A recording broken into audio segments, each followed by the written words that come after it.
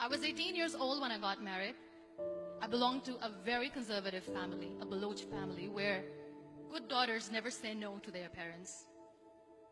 My father wanted me to get married, and all I said was, if that makes you happy, I'll say yes. And of course, it was never a happy marriage. Just about after 2 years of getting married, about 9 years ago, I met a car accident. Somehow my husband fell asleep and the car fell in the ditch. He managed to jump out, saved himself. I'm happy for him. But I stayed inside the car and I sustained a lot of injuries. The list is a bit long. Radius ulna of my right arm were fractured. The wrist was fractured. Shoulder bone and collarbone were fractured. My whole rib cage got fractured. But that injury that changed me and my life completely was the spine injury. Many people came to rescue. They gave me CPR. They dragged me out of the car. And while they were dragging me out, I got the complete transection of my spinal cord. Those 2.5 months in the hospital were dreadful. I was at the verge of despair. One day, doctor came to me and he said, well, I heard that you wanted to be an artist, but you ended up being a housewife. I have a bad news for you. You won't be able to paint again. Next day, doctor came to me and said, your spine injury is so bad, you won't be able to walk again. I took a deep breath and I said, it's all right. Next day, doctor came to me and said, because of your spine injury and the fixation that you have in your back, you won't be able to give birth to a child again.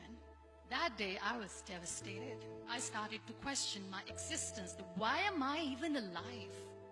So what kept me going was, one day I asked my brothers, I know I have a deformed hand, but I'm tired of looking at these white walls in the hospital and wearing these white scrubs. Bring me some colors, bring me some small canvas. I want to paint. So the very first painting I made was on my deathbed, where I painted for the very first time.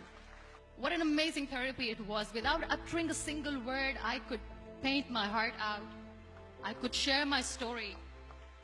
People used to come and say, what lovely painting, so much color. Nobody could see the grief in it. Only I could. And that day I decided that I'm going to live life for myself. I am not going to be that perfect person for someone. I am just going to take this moment and I will make it perfect for myself. That I'm going to fight my fears. So I wrote down one by one all those fears. And I decided that I'm going to overcome these fears one at a time. You know what was my biggest fear? Divorce. But the day I decided that this is nothing but my fear, I liberated myself by setting him free. And I made myself emotionally so strong that the day I got the news that he's getting married, I sent him a text that I'm so happy for you and I wish you all the best. And he knows that I pray for him today. Number 2 was, I won't be able to be a mother again. And that was quite devastating for me. But then I realized there are so many children in the world, all they want is acceptance. So there is no point of crying, just go and adopt one. And that's what I did.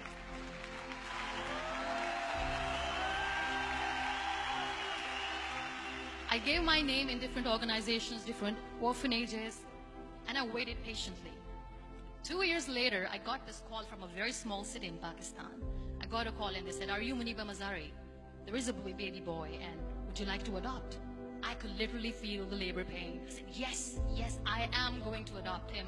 I am coming to take him home. And that day, I was 2 days old, and today he's 6. You know, when you end up being on the wheelchair, what's the most painful thing?